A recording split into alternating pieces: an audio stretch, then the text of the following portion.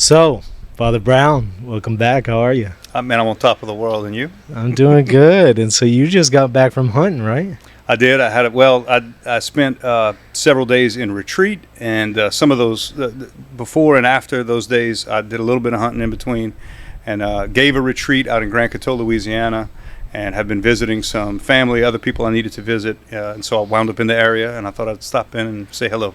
Every time you're nearby, I always appreciate you coming by and of course, hanging out, and we go and eat our quesadillas and fajitas, and we these videos together. It's always fun. Yeah, I'm glad you came by because there's a number of topics that I wanted to talk to you about. I think we're going to talk about the question of no salvation outside the church and stuff like that, but let's maybe start out with something else. It actually touches on something I did earlier today. I was covering the news where they're talking about not only was there a recent attack on a Catholic church in Gaza, the only Catholic church in Gaza, the same one where there were two Catholic women that were killed by an IDF sniper a few years ago.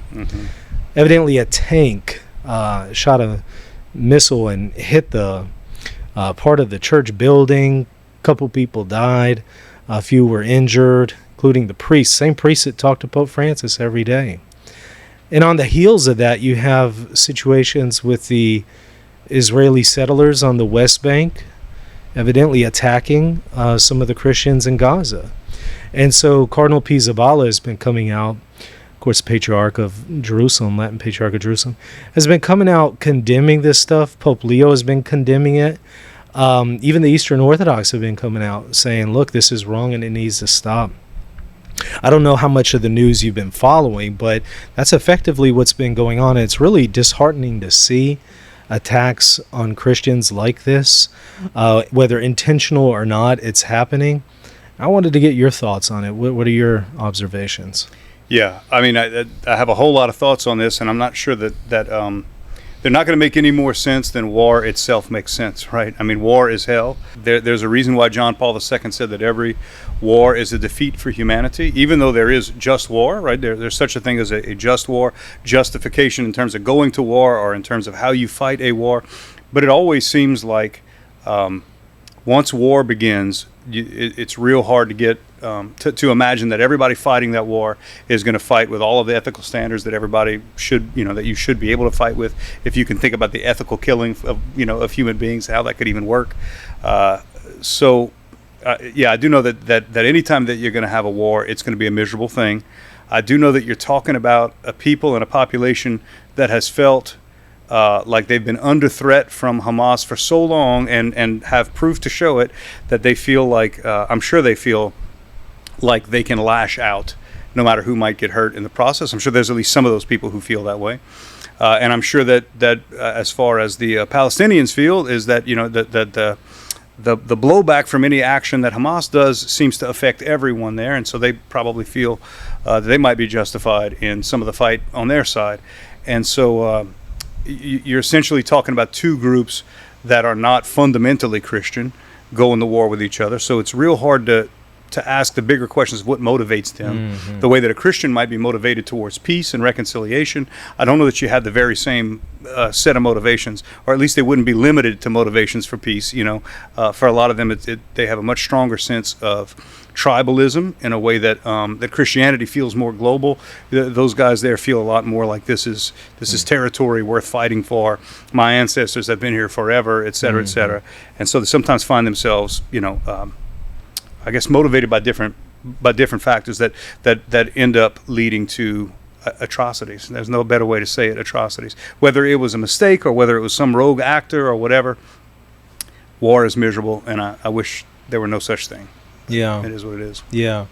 But it seems like in some cases the Catholic Church says, okay, there are just wars. Oh, without a doubt. Yeah. Without a doubt. In fact, there are some wars that we have the responsibility to fight, right? Some wars we have the responsibility to fight. But even when we do have that responsibility, it's still a failure for humanity. Yeah. And it's practically guaranteed that you're going to have some collateral damage, right? It's practically guaranteed that even if you have the right target, the right intention, the right everything, that you're going to have people hurt who shouldn't have been hurt. And there's no doubt in the world that the people in this Catholic Church should not have been hurt at all. And you wind up with families grieving the loss of their loved ones because of war, you know? Yeah, it's a terrible thing. You know, I'm trying to think of a solution here, and I'm sure there's no solution where, you know, everyone gets exactly what they want and there's some kind of ideal solution. But it appears that just kind of looking at the situation with Israel and Palestine, the two-state solution seems to be like the way to move forward. I don't know. I will say this. There is no lasting solution apart from Jesus Christ. Mm-hmm. And the two biggest, you know, sort of influential groups there are not interested in Jesus Christ. Right, so that leaves me with such a hopeless feeling about the whole thing, right? We can talk about political solutions and maybe even economic solutions, and maybe there's, you know, ways of having other groups come in and peacekeep and all that. But real lasting peace is only going to come with Christ in the picture. I say that knowing that we're looking at another part of the world with Russia and Ukraine fighting, and you know those are by and large two Christian countries that are fighting against each other. So I don't want to imagine that just claiming that you're Christian is enough either. But I do believe that if we're going to place our hope anywhere, we have to place our hope in something beyond just political solutions that leave people believing that peace is somehow in our best interest because the pain is worse if we don't have peace or something like that. We have to have peace because we love peace, because we love the Prince of Peace, because we love Jesus himself. Yeah. And you would think at this point that both Israelis and Palestinians would be able to appreciate the notion for peace just because of all the bloodshed they've seen at this point, not just in the last few years, but for quite some time, for decades. Yeah. I know that whenever you and I see something terrible in the world, we are reminded to run to our faith, right? We run to our faith. But if you face enough misery for long enough, sometimes you look for other ways to cope with those feelings. And sometimes it's becoming numb to the tragedy, numb to the suffering. And sometimes you might even take delight in the suffering. Mm-hmm. And I think that might be part of the misery that we're seeing in that part of the world right now. That for the past year or so, we have people that just might be to the point of nearly taking delight in the suffering. Yeah. Now, I want to shift gears here briefly and talk about something that came up when I was out of the country, and I think you were also maybe out of town or something, so I don't know how much you've seen of this, but this is a report about the Latin Mass that evidently was leaked recently, and it's based on a survey that evidently went out when Pope Francis was the Pope, and he was putting his feelers out trying to see, how much support there was for the Latin Mass and feedback from the bishops of the world and what they thought about it. And the way it was presented right before Traditionis Custodes that restricted access to it, the way it was presented was that many of the bishops had concerns about the Latin Mass and wanted to see it restricted. But evidently this report is supposed to maybe challenge that perspective and indicate that many bishops were supportive of it. Now, I've seen people supportive of having the Latin Mass, keeping the traditional. Yeah. Now, I've seen some people challenge that back and forth, but I think the common impression that most people have right now, at least on the online discourse, is that somehow, the basis for Traditionis Custodes was wrong. It was, basically Pope Francis, what he said wasn't true. Mm-hmm. That the bishops weren't supportive of it. And so some people are even starting to question, well, did he just lie so that he can get his way and restrict the Latin Mass and stuff like that? Mm-hmm. I don't know. What are your thoughts? First of all, the Pope doesn't have to lie to be able to do whatever he wants with the liturgy, right? The Pope has the authority to, just like the Pope has the authority to do what he wants with the liturgy. We want a pope who's going to stay faithful to the needs of the church, and that's where it's a little bit opaque about what happened and what we understand happened. I find it hard to believe that Pope Francis just flat out is a liar. That's just my guts tell me that that's not true. I do believe that we can sometimes confuse frequency and severity, right? So you can say, for example, hey, I put out a survey, and the response I got for the survey tells me that maybe I should restrict the Latin Mass. For some people, they may be hearing, oh, that must mean all of the bishops support restricting the Latin Mass. Yeah. But it could be that a very small minority supported restricting it, but their needs were so grave that the Pope said, listen, I have to listen to this small minority because their needs are so grave and they're asking me to support them in ending the Latin Mass in their diocese. And so they need my help. And so I'm going to have to restrict it for everybody. And that's what I have to do. And so he could be telling the truth, but we could be hearing something different, right? We could be hearing something else completely. So I say that not having any insider information on any of this at all. I know probably less than most people do about all this kind of stuff. But I'm inclined to think that the Pope is not one who tells lies. I'm inclined to think that the Pope was not really a liturgically minded Pope. He certainly took over a decade before he even really got into addressing anything with the liturgy. He was very, very slow to do that kind of stuff. I don't think it was a major concern of his, but I do think bishops, there must have been somebody whose voice kept getting louder and louder and finally got him to act. And however that happened, I have no idea. And neither do you, and neither does anybody else until until someday maybe on the other side of the pearly gates we'll find out all everything that happened. But my impression is I'm not ready to think ill of anybody, based on what I've seen so far. I think that it's a complicated issue. People feel it deep down in their hearts, and many people felt very hurt by this, and it left them with these sore feelings, and they want to know what happened, and that might make some people jump to certain conclusions that we just can't jump to. Do you think that maybe Pope Leo XIV will reverse some of these restrictions on the Latin Mass and open it up a little bit more? Or I'm not sure.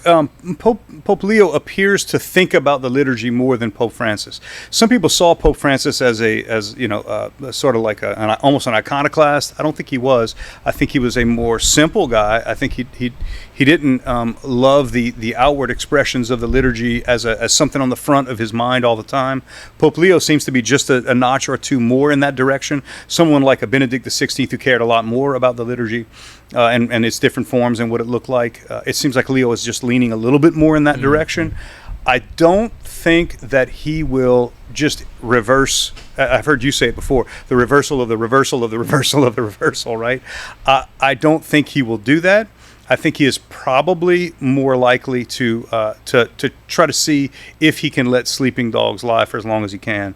And then if he has to address it, my guess would be that he would do it through example of encouraging people to just, I hear a lot of people who go into and who support the traditional Latin Mass in such a way where they take the Novus Ordo and basically say there's no such thing as a good Novus Ordo. They may say that it's valid. They may say that it's still, you will still find the true presence in the Eucharist, but that the whole Novus Ordo is just broken from the root, I think that is a very dangerous way to proceed, and certainly it's counterproductive, because what that'll do is that will tell every well-meaning, hard-working, regular Novus Ordo priest who's obedient to his bishop, who is not going to be celebrating the traditional Latin Mass because he doesn't have permission, and you're saying nothing you can do is going to be good enough.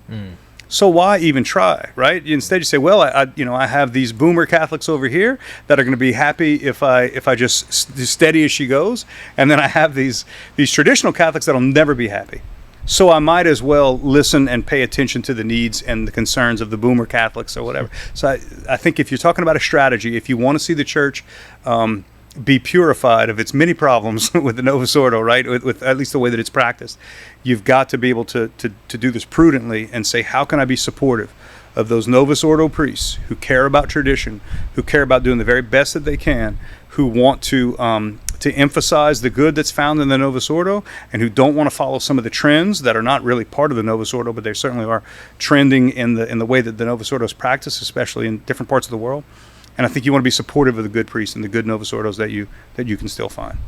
You mentioned there Benedict XVI moments ago, and what was curious to me is that prior to him becoming Pope, he spoke a lot about the Latin Mass, and in some cases spoke critically about the Novus Ordo. But when he became Pope, he never celebrated the Latin Mass. It was always the Novus Ordo. And I always wonder, why didn't he maybe do both. He's the one who gave Summorum Pontificum, opening up access to the Latin Mass a little bit more than under John Paul II and Paul VI. And you would think he would have celebrated it publicly at some point, but he never did. And I'm just always left scratching my head wondering why he didn't do that. He's remembered as a reform of the reform kind of person, right? And that there are different flavors of what it means to be traditional. And, for some, to be a traditional Catholic means turn back the clock, right? Just try to roll back anything that's happened since 1955, right? And then there are other versions of traditional which say, how do we bring forward, how do we conserve those traditions in the church? And I believe that Benedict XVI believed that the way forward was to reform the reform. So I think, sort of what I was saying before, the best way forward, really, I actually think the only way forward is to reform the reform. To look at the different problems that the Novus Ordo opens things up to, right? So, I mean, when I read Eucharistic Prayer 1, and I read it in Latin, this past week, I celebrated almost every Mass I celebrated was Eucharistic Prayer 1 in Latin, right? And I'm looking at those words. There are not a whole lot of differences between that and the traditional Latin Mass in terms of what you're praying for in that anaphora, right?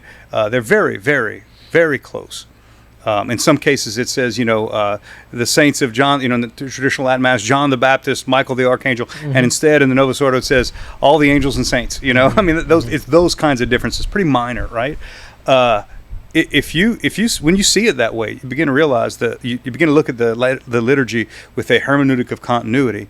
That I believe to be, to conserve those things is the way forward, as opposed to, let's just throw the whole Novus Ordo out.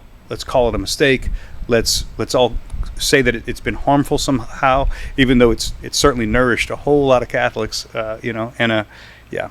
So that's what I think about Benedict XVI. Is I think it was a strategic move of his to try to do the Novus Ordo in a way that remembered and preserved the traditions of the traditional Latin Mass.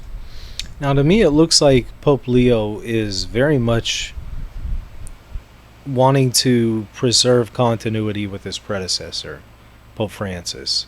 And pretty much everything that he's released, he's quoting Vatican II, wanting to implement Vatican II, synodality, and the magisterium of his predecessor, Pope Francis. Those seem to be the things that he really, really focuses on. So I don't get the impression he's really going to shake things up tremendously in any kind of significant way. Is that the impression you're getting as well? Is that your read of Leo? I would be very careful to say that I agree with every word you just said. Yeah. I don't think he wants to give the impression that he wants to shake everything up. I think that is true. I think he wants people to see Pope Francis as another pope in a long succession of popes all the way back to Peter, for whom they had to engage the world that they lived in at the time they lived in it. And this is the beauty of the Catholic Church, is that we are in the world, even though we are not of it. We are in the world, and as the world changes, we respond to it by having the heart of Christ right at the center of who we are as a Catholic Church, right? And that every pope has to shepherd that church in the time that pope is in. And so I think that he doesn't want to come in and say, oh, Pope Francis had it all wrong. I don't think he thinks Pope Francis had it all wrong. But I do think that there are many people who read into a lot of what Pope Francis said, a lot of things that maybe Pope Francis didn't say, and maybe even some of it's wishful thinking, some of it is malicious thinking. And I think Pope Leo would like to make sure that ship just stays steady as she goes, and it's not rock the boat and all that, or at least not give the impression. But I also think he feels very free to respond to the world that he lives in, given the circumstances that we're in. And as problems arise, he's got to adjust to all those problems. And I think he would feel very free to depart from Pope Francis wherever he sees. Some people were really concerned when they saw Cardinal Fernandez recently say that under Pope Leo XIV, Fiducia Supplicans is going to remain, in effect. Yeah. What are your thoughts about that? Fiducia Supplicans was a letter written to priests, not to the general laity. So when the general laity is up in arms about it, I think that's a little bit out of bounds. Number two, the priests that I know and talk with and all that stuff all read Fiducia Supplicans, and nearly all of us looked at it and said, Father Mark Goring and I had almost the exact same reaction to it. We both read it before we read all of the secular headlines about it, right? Mm-hmm. And both of us immediately came to the same conclusion of like, yeah, what's new here? You know, mm-hmm. This is exactly how what we've seen all along. In fact, it's just nice to hear someone reaffirm traditional Catholic marriage as being the union of one man and one woman, and etc. And it seems to be explicitly stating several restrictions that we all knew were already restrictions. Like we knew that a priest is going way off the rails if he's giving a blessing to a couple that, imagine two men in a tuxedo that are exchanging rings and they're like, Father, your blessing. I mean, any priest would know what's being asked of him there, and a good priest would not offer a blessing that could be so confusing. We also knew that every priest who, at the end of a mass, when you bless the entire congregation and you walk down the aisle and you wait by the door, you occasionally get some people who say, Father, will you give us a special blessing before you leave? I get this in different communities, especially like the Hispanic communities, often ask for those extra blessings at the end. If two men walked up together and said, Father, your blessing, I wouldn't ask, are they brothers, or are they friends, are they whatever? I would just give the blessing, be a spontaneous blessing. That was very much what the church has been doing for a really long time. If anything, the church, at least in America, has gotten much, much better about not giving the impression that we are okay with homosexual unions, right? Mm-hmm. In the 1990s and in the early 2000s, I personally know, I'm ashamed of it, but I personally know priests who had gay friends who got invited to their homes to go preside over something like a wedding ceremony for them. And I know that it happens sometimes. I know some Catholic priests who did this and should never have done that, but I know they did it. I never hear those stories now. I never, 20 years later, I never hear those stories now. Maybe they're happening, but not, at least maybe the people know how I feel about it, so that's why they won't do it. But I think things are getting better in the United States. They may be getting worse in some other places. Fiducia Supplicans, I don't think was just written for American priests. I think it was written for priests everywhere.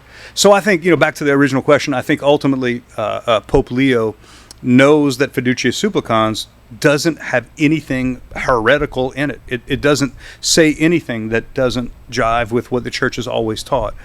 If there's anything new in there, and I know that I think Tuccio was very excited to say that there was something new in it, a development in it, but in fact I think it wasn't all that new. I think it was just simply saying that, look, there are blessings and then there are blessings. You can bless a thing by saying, hey, may God's grace shine down upon the people involved, or the people in front of me right now, Father, Son, Holy Spirit. Or we may say, hey, I am blessing whatever it is that you're doing. And that second kind is not what we're talking about. We're talking about just asking God's goodness and to whatever degree these people can receive it, and you're asking God to give him give him his grace. Something a little bit more controversial but related would be pride masses. We actually recently saw a bishop celebrating one, but it's very common to see priests celebrating pride masses where they're blurring the lines on the church's position here. Sometimes they're framing it as, well, this is just expressing that people who are attracted to people of the same sex are made in God's image and have human dignity, which of course is true. I mean, the Bible is very clear about that. The Catholic position is very clear. Everybody is created in God's image and has human dignity. But they'll frame it in terms of dignity, but I think often the mentality that people come away with is that the act itself, or the sin, is being approved of and accepted in these pride masses, especially when you see pride flags and stuff like that at the altar. I want to get your thoughts here. Where do you land on pride masses? Do you have to ask? I already know, but I want to get a more in-depth explanation. Yeah, I mean, let me just very clearly say that that anything called a pride mass is going to do way more harm than good. It's going to do way more harm than good. And if you notice, there's no the pride flag, for example. I suppose there's some like magical world in which nobody gets it wrong, and everybody says that the pride flag just stands for loving the sinner but still hating the sin, and but this is just not true, right? I mean, I think each color on the pride flag stands for some weird I don't know if young people are watching this or not, but it was some weird kink, some weird, I'll use the word disorder or something like that. I mean, there's nothing. It's just not. It's not helping people walk with Christ. That whole movement is not helping people walk with Christ. There are some institutions that are doing a great job. I'm thinking of the group Courage, for example. That, as far as I know, maybe there's some weird stuff there, but everything I know about Courage has been good in helping people who suffer from same-sex attraction learn how to live with that, right? And how to fight temptations to sin and all that kind of stuff. That's not what pride, the whole pride movement doesn't represent that, right? That's not what that means right now. And so I think that maybe you have some naivety on the part of some bishops and priests who have pride masses or something like that. But if you look close, a lot of times it's plain as day that there's something really wrong here. I know of one particular mass that they call the mass Queerly Beloved, right? Queerly Beloved. So it's a riff off of Dearly Beloved, which is the opening lines to a marriage, right? Dearly Beloved, blah, blah, blah, blah, So they are right after Fiducia Supplicans, which says very clearly there's no such thing as a homosexual marriage, right? There's no such thing as that.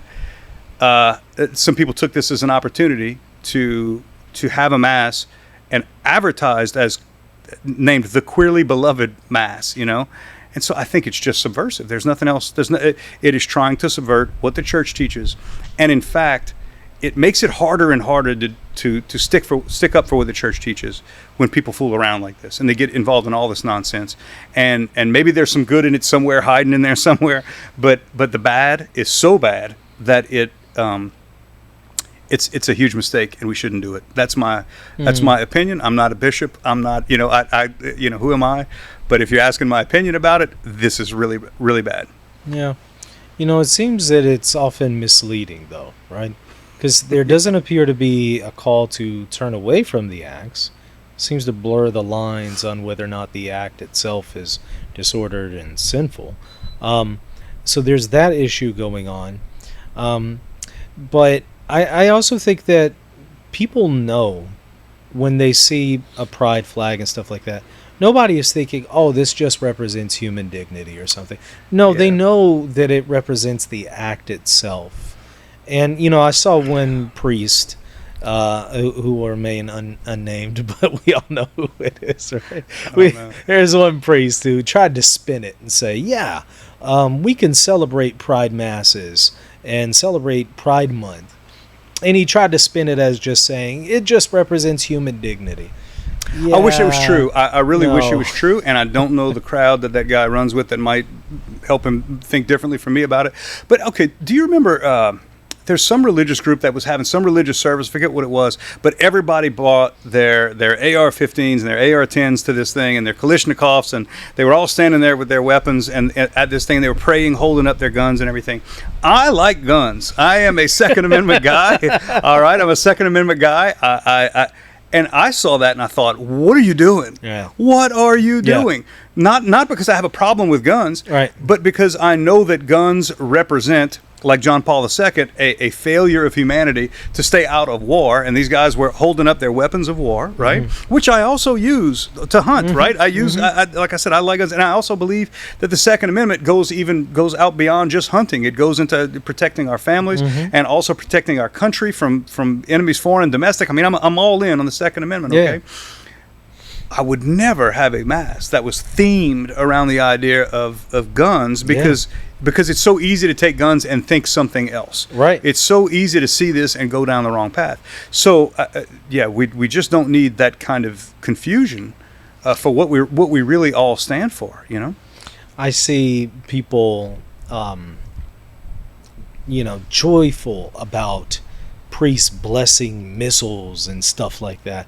That, by the way, reminds me of one of these wild people painted my name and Reason and Theology on one of those missiles in the Ukrainian war. I saw that. Yeah, I saw that. So ridiculous. Yeah. But now a lot of people will just, see that and they'll be really happy to see a priest blessing missiles. And not only that, I actually saw a picture of a priest wearing a gun, like an assault rifle on him during Mass, during the liturgy. And I'm just thinking, look, I'm like you. I'm all in yeah. on Second Amendment, and I have guns as well, but Yep. I don't think that's the place for it. It's certainly not in that context. It is very far outside the tradition. It's Yeah. very far. It's just very far outside the tradition. Now, blessing armies and, having a, sort of battlefield, anointing of the sick, and having ways of trying to bring Christ, in present to these awful bad situations. That's all true. But I'd go back to when you theme a mass, right? That the theme of this mass will be, or whatever, and you need some spectacle like you're shaking your guns inside of a church, holding up your weapons and all that. I just think that's a huge mistake. I think that, and I would say the same thing about pride. I would say the same, the gay pride stuff. I'd say the same thing if you had like a, I don't know, a Green Bay Packers mass or something. I'd say like, what are we really doing here? What are we really doing? And there's nothing sinful about the Green Bay Packers, I don't think, but maybe some people disagree with me on that. But I would say that like what mass is supposed to be ought to, even if you were saying mass for the Green Bay Packers, which I've done, right? I've said mass for visiting NFL teams who come to New Orleans. I've said the mass for the teams. I don't theme the mass for the Atlanta Falcons. I don't theme the mass for, we don't do that, because mass is supposed to be about have a different focus and be about something else. And sometimes there's like a petition that we're praying for. So we might be praying a mass asking God for victory, if we believe that we're on the side of the angels in a conflict or whatever. But even then, we ought never be proud of the weapons that we're going to conquer with or whatever. That this is just it's something we shouldn't play around with. Talking here about material that can scandalize people. Sometimes Catholic figures will do things that are scandalous, right? Whether we're talking about a member of the clergy or a layman, maybe an apologist or a theologian, a professor, you name it. Sometimes people of the faith do bad things. And, sometimes that information comes out and some people are scandalized. And whenever you have cases like that, I tend to see some people's faith shaken. They start to question, any information that they may have received from that person, or sacraments if we're talking about a clergyman. And they really start to question their own faith.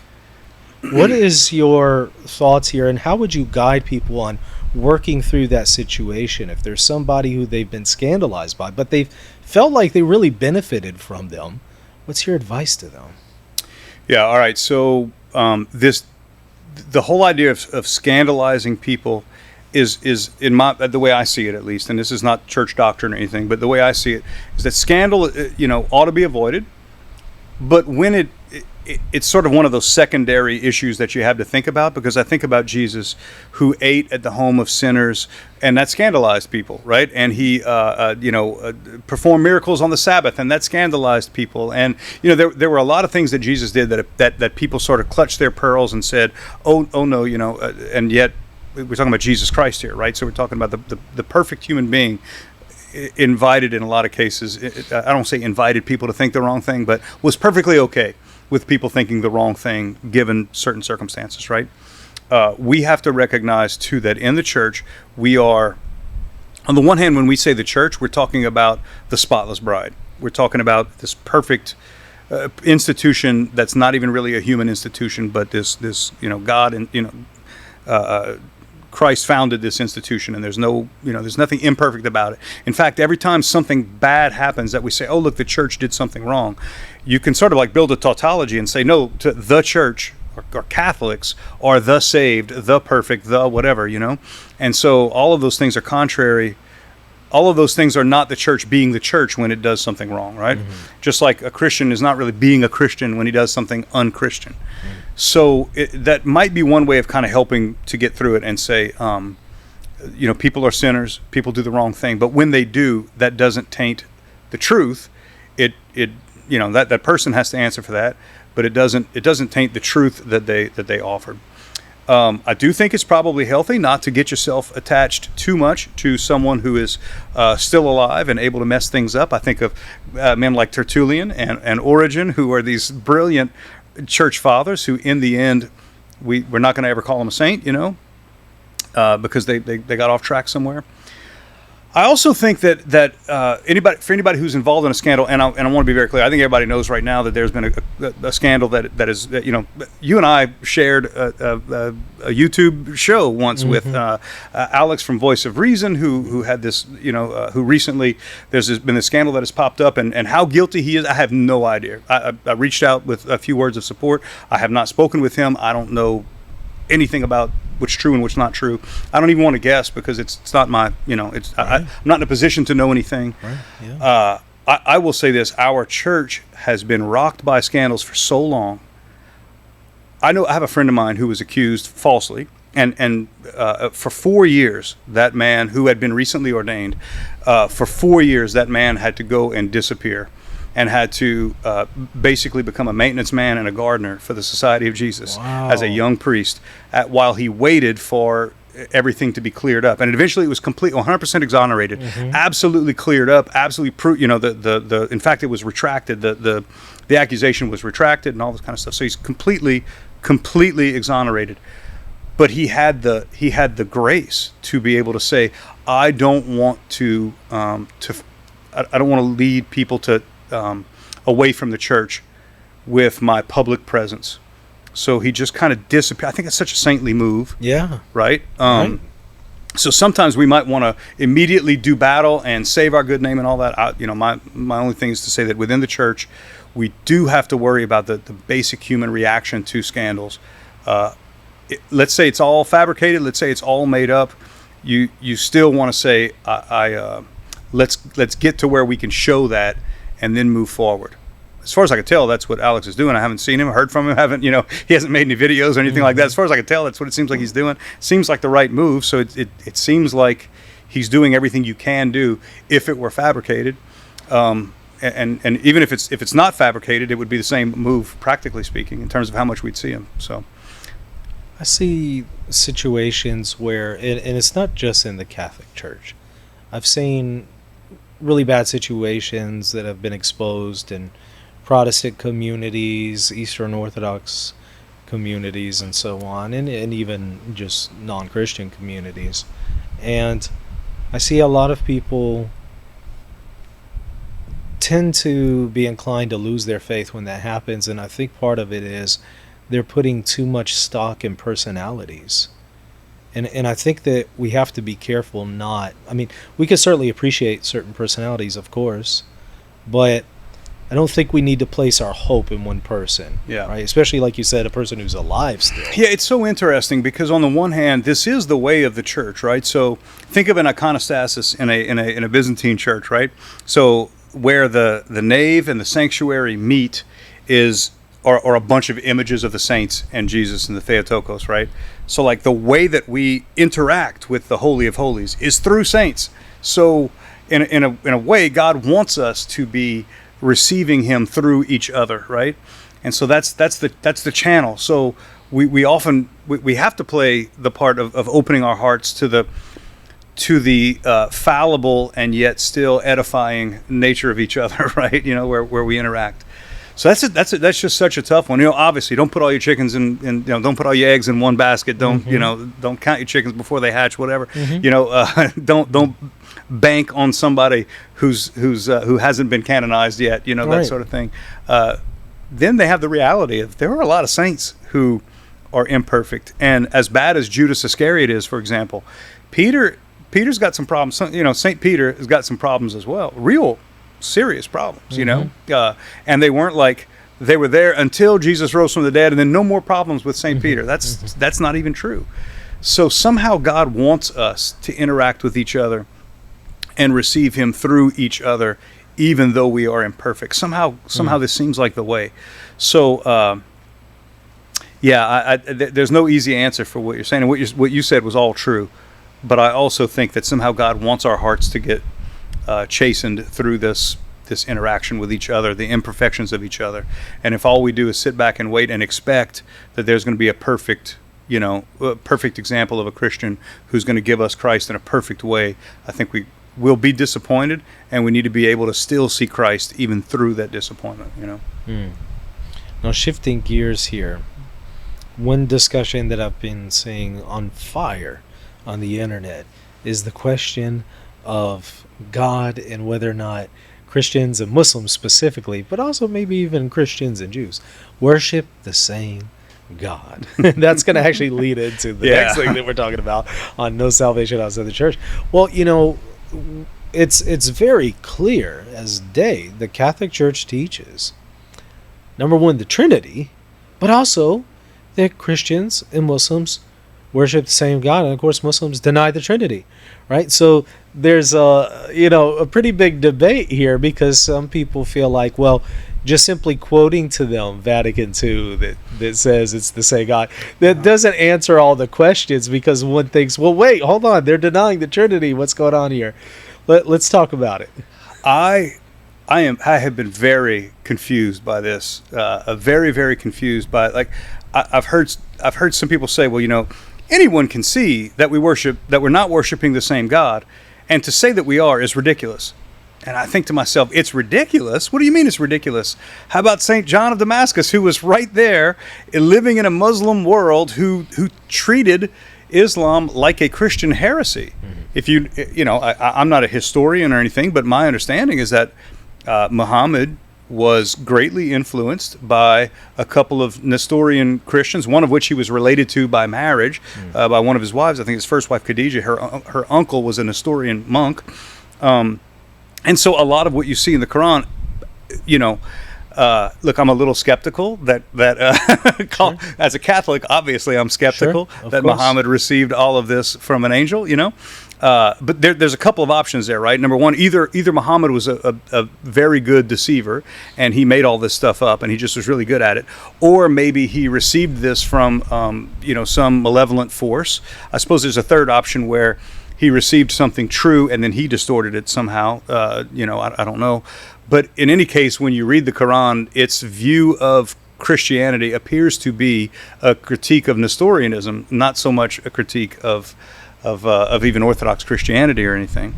And I think it's sort of a logical one step further to go from Nestorianism, right? So you go from Orthodox Christianity with the Trinity and understanding, one person with two natures. You move into Nestorianism, where practically speaking, you wind up with two separate persons, right? And then you have Muhammad saying, well, God is one and indivisible and all of that, and so Jesus is left as merely a prophet and all that. So it just feels like kind of one hop, skip, and a jump from Nestorian Christianity. So the reference, the person of God that's being referenced there, we would call God the Father. It's almost like Muhammad wants to turn things back around and go back to what the Jews believed about God before the revelation of Jesus Christ. So I cannot see how we could conclude that this is another God besides the God that we worship, that he's referencing, that Muhammad is referencing. Although clearly his description is so far off, it's unbelievable how wrong he is about that God. He's still talking about the God of Abraham, the God who delivered Noah and his family. He's still talking about, the God who created the world. He's still talking. Ultimately, he still says that Jesus is the son, of a miraculous birth from Mary. How do you say all those things and then be talking about someone else? He's not talking about someone else. He's talking about the one true creator God, which he rejects the revelation of Jesus Christ as revealing to us the love of God and the Trinity and the Holy Spirit and all that. And so it's no wonder to me that John of Damascus and St. Augustine and just a whole lot of saints understood us to all be worshiping, able to worship the one true God, even without the complete revelation of Jesus Christ, right? So St. Augustine before Islam, but even without the revelation of Jesus Christ, that we could still aim our worship at the one true God. Now, I've heard some people say that's not how this works, Father, because worship itself requires a creed, and if that creed differs, well, then therefore the worship has to be aimed in the wrong direction and all that. I don't know where that comes from. I know it okay, if I say pick a number and you say 100 and I say, I picked 99, my number is 99% of what you picked, we would say, no, it's the wrong number. Like, it may be 99% right, but it's wrong. It's totally wrong. It's 99 and 100 are two completely different numbers. But God is not a number. God is not simply a description that we have to have a mental assent to, right? If that's what God was, then we are all a bunch of philosophers, and we're not really worshipers of the person, the three persons in the one God, right? If that's the case, we would all just be philosophers, and we're not. We are lovers of God, and we're believers in the one true God. I say we all, meaning ourselves and other Christians and Jews and Muslims. Now, it gets even worse, and the reason why it's so dangerous to get this wrong, to believe something other than what the church teaches, is pretty dangerous, because then you're saying that that you have what you logically conclude, like, so what a person can naturally conclude just by looking out at nature and empirically conclude that there must be a creator to all of this. You're saying that we can even conceive of two different creators. Well, think of St. Anselm of Canterbury, who says, God is that which nothing greater can be imagined, right? So he's zeroing all of our, who we say God is, zeroes it all in. So you're either a pagan who believes in multiple gods, or if you believe in one God, there's only one God that you can believe in, and that's the same God that we worship. And the same, I think we're worshiping rightly, and I think that you can absolutely find yourself estranged from God at the end of your life if you are a Muslim. I mean, without a doubt, I think that's a real concern that I have, is that you have a whole lot of people out there who are going to find themselves on the wrong side of this one true God that we believe in, right? I know that we've had popes and religious leaders and even church councils and documents that tend to talk about the possibility of salvation for people who, through no fault of their own, haven't come to understand or completely accept the revelation of everything that Christ revealed to us. And I would say that reminds me a lot of, like, imagine if you have somebody starving to death. They're starving to death, and put in front of them is a plate of food, and on that food is a little bit of arsenic. And we say, hey, maybe that food right there will keep you from starving. Maybe it'll save you if the arsenic doesn't get you. I would say that's probably true about a lot of religions out there. Maybe through some other religion you'll get what you need if you can withstand the bad parts. But there are some pretty serious bad parts that can really end up leading you to condemnation in other religions as well. So I would never think that we don't need to evangelize non-Catholics. I would think that that any non-Catholic we need to evangelize. Even Catholics. The truth is, even Catholics, the new evangelization would make me think, even there's a lot of Catholics who get this wrong, and we have to work very, very hard to get this right if we expect to be able to receive all the grace that God has in store for us. So before we talk a little bit about that, I want to talk about the issue of the one God a little bit more. So I think what some people are concerned about is they'll say, well, look, the New Testament says if you don't have the Son, you don't have the Father. Muslims reject the Son, therefore they don't have the Father. So I think they're concluding based on that it's not the same God. That's a non sequitur, right? Mm-hmm. So do they have the Father? What does it mean to have the Father? That's not the same thing as aiming your worship at the Father, right? Look at the gospel where all of the goats and the sheep appear before God, and there are some saying, "Lord, Lord." They're calling him by name. I mean, they're saying, "Lord, Lord, Adonai." They're aiming their voices at him and calling him Lord. And he says, "That's not enough. Mm-hmm. That's not it. You need more than that." So I think it's very easy to conclude that you can aim your worship at the one true God and be wrong about so much that you're still in serious trouble when it comes to what God wants from you, what God expects from you, and how you can, especially if you believe, okay, if you think that heaven is like the pearly gates, and you walk through the pearly gates, and now you're on the right side of those pearly gates, and now you're in heaven. That's what salvation is. I don't think that's true. I think that when we talk about salvation, there is, I believe in, theosis, divinization, glorification, whatever you want to call it, this sense of we become unified with God, we become like God, we become one with God, and that's what real heaven is. And so I to my shame, I think that there are a whole lot of people who will be more unified with God than I could be, just because I'm more sinful than they are, and there's all kind of problems there. But I'll still call it heaven. I think I'm bound for heaven. I think it's rightful. We should rightfully call it heaven. But I think that there are also degrees to which we can be unified with God, and we'll need some purification to be even more and more unified with God. And so, Yeah, you'll wind up in this weird place where you think we're worshiping a different God if you think that, first of all, it's a mental assent and God is like a number and you have to get the number just right or else it's not the right number, kind of thing. I think it's a problem if you say, well, I need enough of the rightness to be able to cross the line and be in heaven and be saved like I had a ticket that got punched. I think that's a problem. There are ways of talking about it. Of course, Scripture talks about it that way sometimes, and sometimes it's convenient to talk about it that way. But if you really want to be nuanced, if you really want to be, deep into this, you've got to realize that that there are people who absolutely know who the right God is and get it wrong in so many other ways, and that's what I think we're dealing with here. I think I heard somebody say that the Muslim conception of God retains enough of natural theology to where it's still oriented towards the same God, maybe in the same way that Aquinas will use natural theology to prove there's only one God, his 5 arguments, of course, being very famous. And at the end of each one of those proofs, he'll say, in this that we're describing is God. And so he's identifying that which is known by natural revelation as the one true God that he believes, right? And so, there you have Aquinas implicitly already making this case that yes, it is the same God because there's enough of natural theology there in the Islamic conception. Just as importantly, Aquinas recognizes religion as a virtue. Religion of any kind at all, even pagan religions. That religion is a virtue, meaning that you owe some kind of latria to some being that is above you, that is of a supernatural nature, right? That is a virtue under justice. So, I know that this is above me, therefore I owe it something. I owe it praise. I owe it something like that.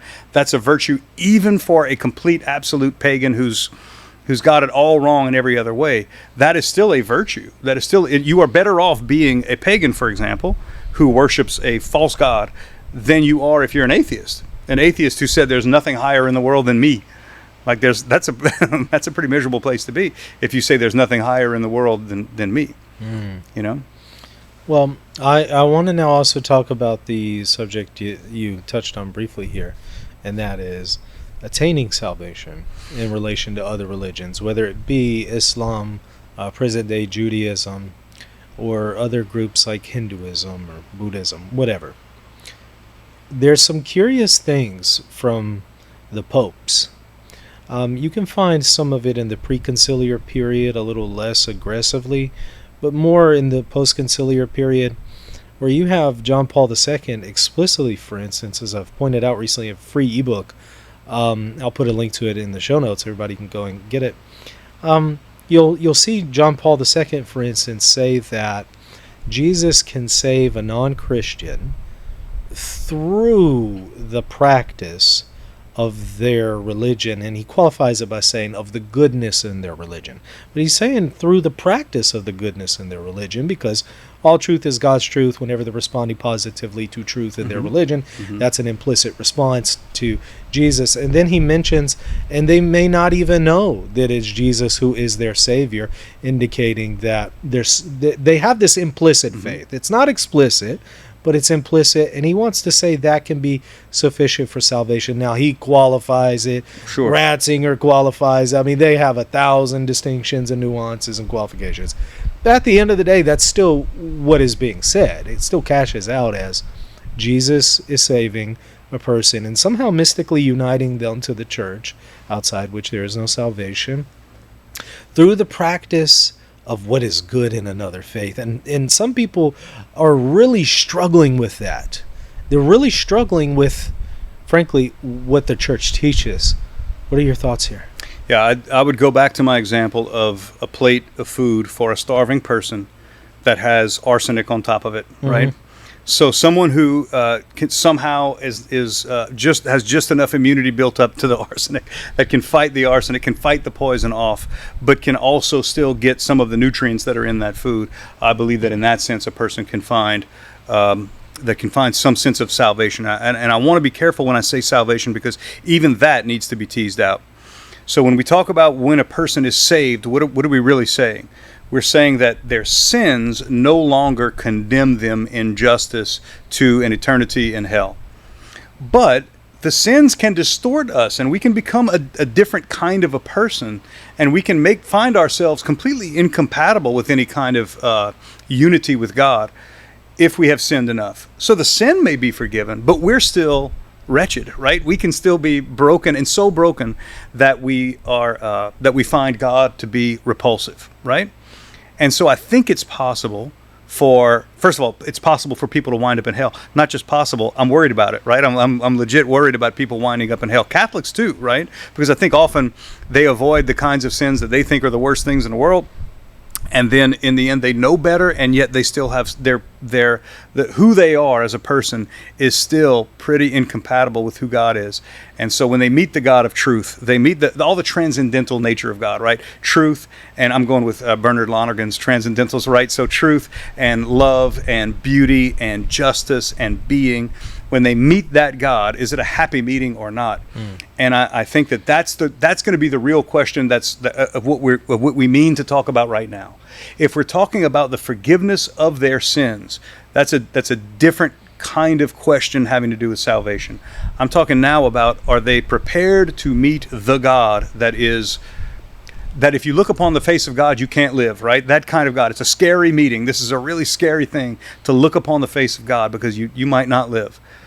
Can you practice some other religion that, to the degree that it is the same thing as Catholicism, and there's going to always be some overlap, right? So let's say you find some pagan religion somewhere that says adultery is wrong, and so somebody avoids adultery because their religion taught them to avoid adultery. I would say, well, there's at least one step in the right direction, that God, being ever faithful and ever, completely and 100% loving, and that avoidance of adultery helped them to know God and to be ready to meet that one true God who is all love. I would say that the practice of that religion wasn't all negative. It had some positives in there. And you might imagine some religion, and the practice of some religion, that might prepare a person for meeting God enough for us to call that salvation, right? So they've had their sins forgiven by Jesus on the cross, right? And they don't even know it. And they've had their soul prepared for meeting God through this religion that didn't call God by name. Karl Rahner sort of famously called this being the anonymous Christian, meaning that he's a Christian but doesn't know Christ's name. Now, the church has always taught that ignorance of a lot of things is a pretty good excuse, right? You get let off the hook through ignorance. Well, if you believe that ignorance lets you off the hook, what does that look like in a positive sense? That's an exception to the rule that outside the church there is no salvation, which we've always had exceptions to that rule. We've always had exceptions. Well, rather than describe a rule and then a bunch of exceptions, what's the positive way we can describe this? And I think Karl Rahner has a very interesting way of summarizing it, which is to say a person can come to know Christ without knowing Christ's name, without knowing the story that we all know from Scripture, without even the sacraments, and without explicit, having your name written in a book in a parish registry somewhere for baptism, that it's possible to know Christ that way. And certainly you have saints like St. Augustine, whose heart was yearning for God before he ever had God, right? Before he ever had the right religion, before he had all that stuff, his heart was restless for God. I think that restlessness can be satisfied by God when we die. And if you have somebody who's always wanted the God who is, and their religion might have even helped get them some of the way there, or partially there, I think that's possible. But it leads me still wanting to be a total evangelist. I want to go be a missionary. I want to go die for the faith somewhere in the missionary territory, because I believe that there's so much arsenic on that food that it's dangerous, right? And I don't want to see anybody living in such a dangerous way as to rely on a false religion to get them to fall in love with God. Yeah, the popes are careful to say, still go out, evangelize, need to do all that. It's not an excuse not to. This is not relativism. This is not the idea that someone else saves, or that these people are not united to the church outside, which there's no salvation. And they even note, well, there's also a lot of things that are harmful in non-Christian religions that may take one away from God. And so they're careful to make a lot of qualifications. But Yeah, even with them all, I think a lot of people are still wrestling with it. Yeah. And I think it is an indication of how I think a lot of people are still operating with the Protestant mentality of I'm in the driver's seat. I agree with the magisterium insofar as it agrees with me. But if I come across something that I don't really like or don't agree with, all of a sudden I take the reins again, and I'm going to go with what I think, and I'm going to sit in judgment of the magisterium. And I just think that's what Protestantism ultimately is at its core.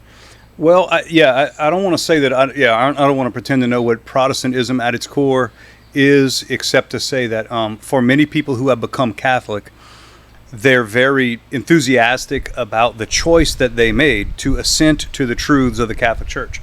And so they say, look, I intellectually read these things. I found out that they are so internally consistent. I found out that they're ancient. I found out that, sola scriptura never made any sense to me. So now I've gone and joined this apostolic church that was there from the beginning, founded by, I believe all those kind of things. And because I made that choice to believe those things, anybody that hasn't must not be where I am, which is now I feel like I'm now where I need to be. And so, they're sort of projecting that decision, that decision to believe all the right things as being the thing that's going to save them. It's just not true. The thing that saves you is going to be Christ. And even more explicitly, the love of Christ, which is pretty boundless, right? So the only way that you're not going to be saved is blasphemy against the Holy Spirit, which is to say what is good is bad. I'm going to take what is holy and call it condemnable. That's the unforgivable sin. Now, if you think that every single person who was not on the books in the church, was guilty of that same blasphemy in a very explicit way, who am I to say who is and who isn't in particular? But I would say on the whole, there's got to be some. There's got to be some who have only called what is good insofar as they were exposed to it. And, so if you go back to the 1940s, there was a Jesuit, his name was Leonard Feeney, and he's basically the opposite of your Karl Rahner in regards to all this, right? Sure. Leonard Feeney and the Feeneyites on the corner of Bow and Arrow in Boston, Massachusetts, he began to push this outside the church, there's no salvation, without all of the qualifications that the church has always had there, without the exception for ignorance, and without all that kind of stuff, right? Without the idea of the logos theology that even the pagans could perhaps be aware of who God is and come to know God through the logos concept and all this stuff. He said, no, none of that stuff matters, because I've got this one statement that out of context certainly makes me feel very positive. Outside the church, there is no salvation, right? This was in the 1940s. He was excommunicated in the 1940s. This is before Vatican II. A lot of times we think, this is a lot of Vatican II rubbish. This is before Vatican II, right? And so he pushed that to the point of becoming excommunicated himself. So think about, if you're wondering, how can I tell if the devil is winning a few battles in my mind? It's whenever you're saying that there's no salvation outside the church to the point where you get kicked out of the church. So Leonard Feeney is kicked out of the Jesuits, excommunicated. He founds these Christian communities. I think they were called something of the Immaculate Heart, Slaves of the Immaculate Heart. Mm-hmm. And then by the end of his life in the 1970s, he's reconciled back with the Catholic Church again and says, I shouldn't, whatever it is that I did, somehow it led me outside the Catholic Church. I need to be reconciled with the Catholic Church. And I think most of his followers followed suit there. I think there may be some of these guys that still exist somewhere, but they're in very, very small numbers. But this is something before the council that you had all the building blocks to see that Father Leonard Feeney was absolutely wrong in his assessment of no salvation outside the church. Yeah, the Holy Office wrote, I think in 1949, a letter against Feeney and the St. Benedict Center. It made all of the qualifications that a person can be united to the church with an implicit desire for baptism, as long as they're following their conscience and infused with the theological virtues and are invincibly ignorant, and they're rooting this in the magisterium of Pius IX, Pius XII, among others. And of course, they're also not the first ones to really establish those concepts. And so you can see a very clear preconciliar refutation of that misunderstanding of outside the church there is no salvation. You don't even have to reach to the post-conciliar church to see that. You could see it in the preconciliar era. Outside the church, there is no salvation. I believe that. I believe that it is a tautology. Like it is to say that the saved is the body of Christ. The body of Christ is the church. So to be saved is to be part of the church. All right. Now, there's a very visible boundary here that we can talk about, but there are also some invisible boundaries of the church as well that we have always understood to be there. Like I said, go back to the St. Justin Martyr in his first apology, all the way up through Dante, who has, what he calls purgatorio and all that. He's got the virtuous pagans, right? These are people who were obviously seeking and longing for the one true God, who just circumstances as they would have it, they weren't exposed to the revelation of Jesus Christ. And so you had these virtuous pagans who inhabited that world where they were not in anything that we would think of as hell, right? And, all the way up through, even the way C.S. Lewis looks at it, I think is a valuable way to see it, where essentially the only thing keeping you away from God is your own dislike for who and what God is.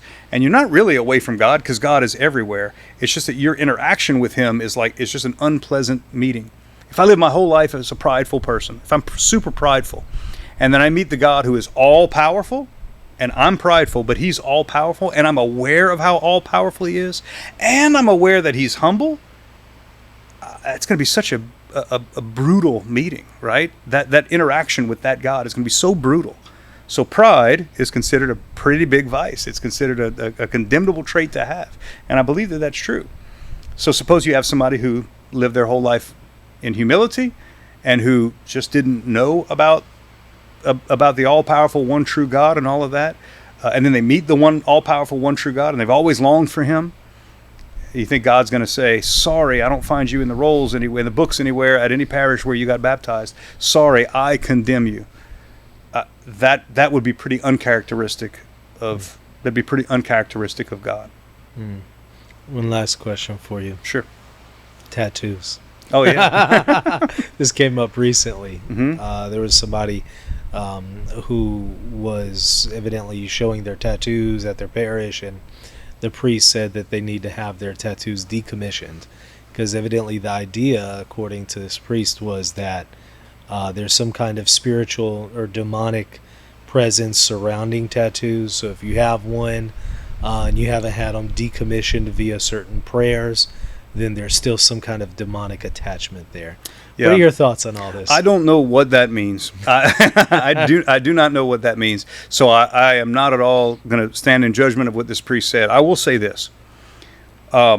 When I think of demonic, I'm thinking about things that twist and turn and distort what can be good. Mm-hmm. And so, for example, the human body, insofar as it conforms to the image and likeness of God, Jesus Christ himself, and all that, this is a good thing, right? Our bodies are good and holy things.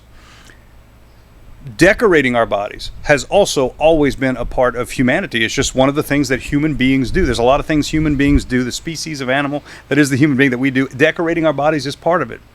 For some people, they will take those decorations and they will want, rather than to beautify in an attempt to glorify God, they want something else, right? Maybe they want people to think that they are dangerous, so they get tattoos to scare other people.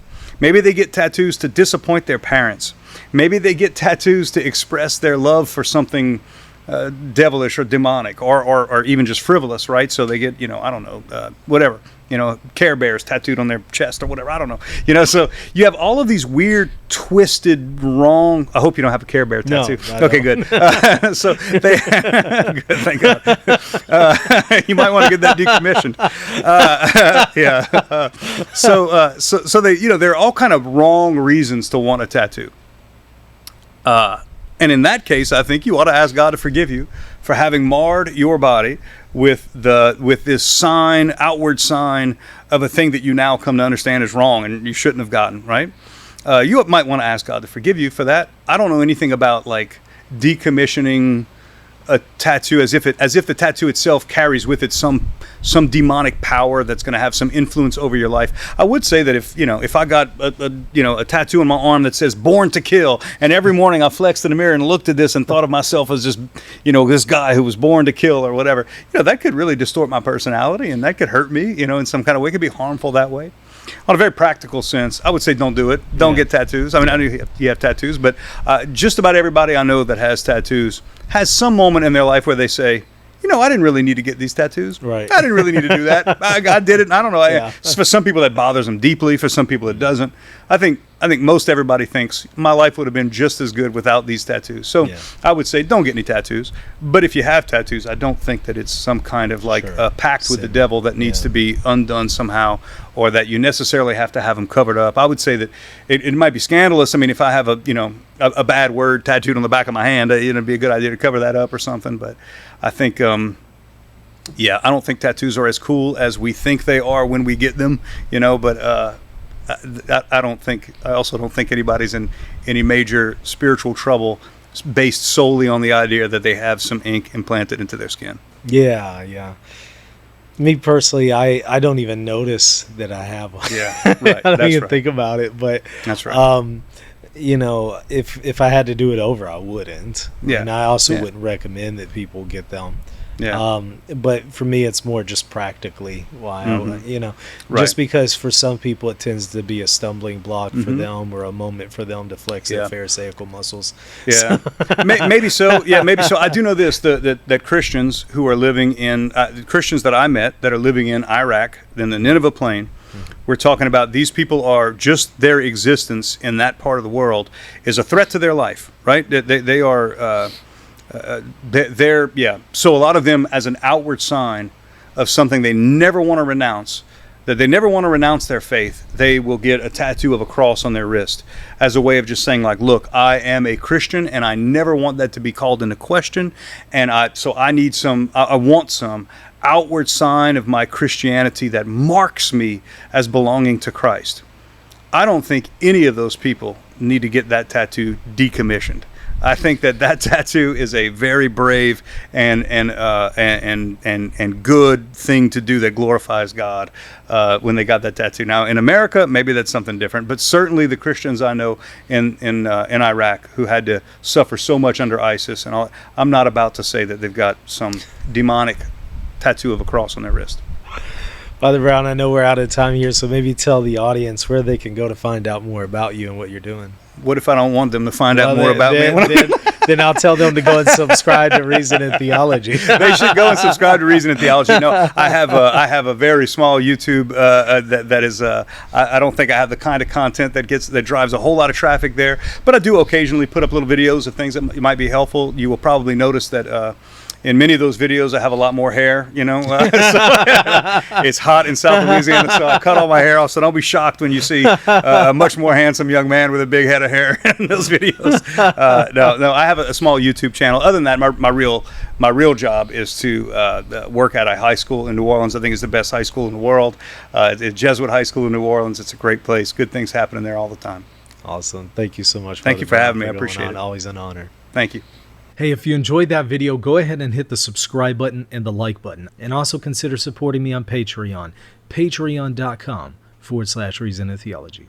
Do you want to be on Reason and Theology? I have just the opportunity for you. I want to host a series of debates between Christians and Muslims on a number of topics, on the Trinity, on the transmission of the Bible, on the transmission of the Quran, on Muhammad, all sorts of topics. I'm open to many of them, but I want to facilitate a number of debates. Whether you're a Christian of any background or a Muslim, contact me. Reach out to reasonandtheology@gmail.com. Put in the subject line that this is about the debate, and send me your credentials if applicable. Tell me a little bit of the work that you've done, if you've done any debates before. If you have any academic training, let me know.